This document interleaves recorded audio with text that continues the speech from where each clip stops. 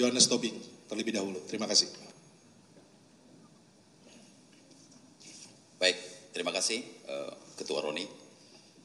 Baik teman-teman media, pada waktu terjadi penggeledahan hari Selasa kemarin jam 2 siang tepatnya, saya baru nyampe jam 3 sore. Begitu saya nyampe di sana, saya lihat memang sudah cukup ramai, ada 8 mobil.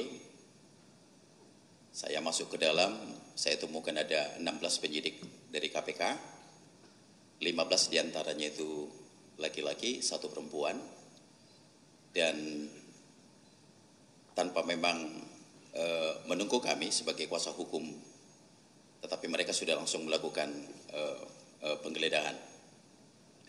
Maka saya ketemu langsung dengan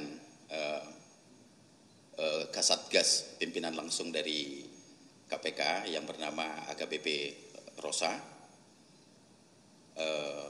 Jujur memang cukup terjadi perdebatan yang luar biasa, karena harapan kami sesungguhnya kami harus menyaksikan ketika dilakukan penggeledahan dan penyitaan itu.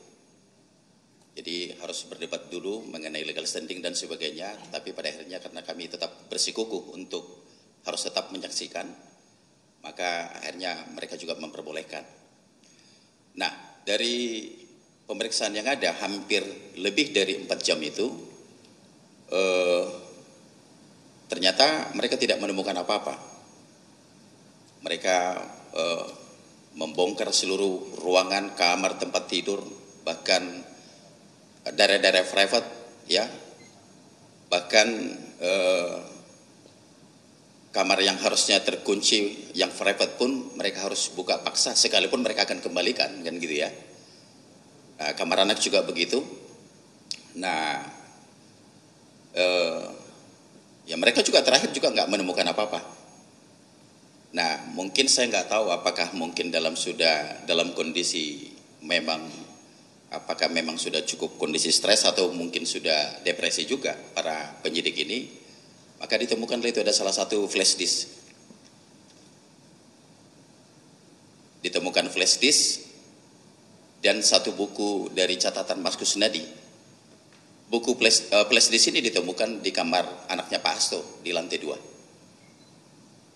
Kalau yang buku catatan ini, buku catatan hari-hariannya Mas Kusnadi itu ditemukan di kamarnya di lantai bawah.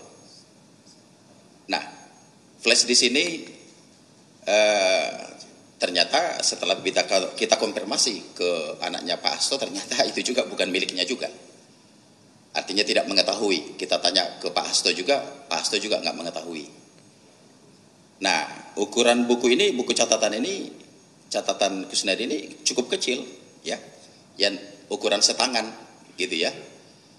Nah, begitu kita periksa juga, buku itu ternyata, buku itu hanya pada waktu dibuatkan berita acara pemeriksaan, saya lihat langsung karena tadinya mereka keberatan kan, nggak boleh, harus kita lihat isi flash disknya dan sebagainya. Nah, ternyata di buku catatan itu hanya dulu Mas Kusnadi itu pernah bikin bisnis bersama sama adiknya yang bernama Udin. Jadi namanya Kus Udin, nama PT-nya tuh. Jadi perusahaan kecil, mereka modal 10 juta masing-masing, jadi total 20 juta untuk bercocok tanam untuk yang namanya itu bawang merah di kampungnya. Nah, jadi saya juga nggak ngerti juga setelah saya ikutin perkembangan yang lebih dalam, ya. Mereka datang 16 orang, sebegitunya mereka untuk bekerja dengan masifnya, belum dengan penjagaan yang ketat, pakai seragam dari anggota kepolisian pakai laras panjang. Ya, ini saya kira memang sangat over lah, berlebihan. Nah, yang bikin saya jadi keki untuk teman-teman media, yang bikin lucu nih, ya. Jadi dari penyidik KPK ini rupanya sudah menyiapkan berapa banyak cover gitu. Saya lihat sendiri dengan mata kepala waktu dimasukkan ke mobil Innova itu ada 4 cover tuh. 1 koper biru yang besar itu ternyata katanya untuk menyimpan yang 2 alat bukti yang mereka sita itu. Nah, jadi saya juga cukup bingung kenapa kok harus menggunakan cara terkesan seolah-olah dibawa sebegitu banyak berkas dari rumahnya Pak Hasto. Nah, total cover itu yang saya lihat ada 4 ya. Nah, jadi Ini saya kira yang perlu harus mau kita sampaikan, maksudnya supaya lurus bahwa memang tidak ada yang disita, digeledah dari rumahnya Pak Hasto, ternyata cuman hanya flash dan buku catatan. Nah, demikian juga setelah selesai melakukan penggeledahan di kediaman Pak Hasto yang di Bekasi, mereka lanjut ke Kebagusan. Di Kebagusan itu mereka juga melakukan penggeledahan dan penyitaan, dan ternyata mereka juga tidak menemukan apa-apa. Jadi boleh dibilang hasilnya nol. Nah, mereka juga tidak mengundang media. Biasanya kan kalau KPK mau ngapa-ngapain ini kan mereka sudah, medianya udah siap tuh, udah bocor kemana-mana tuh.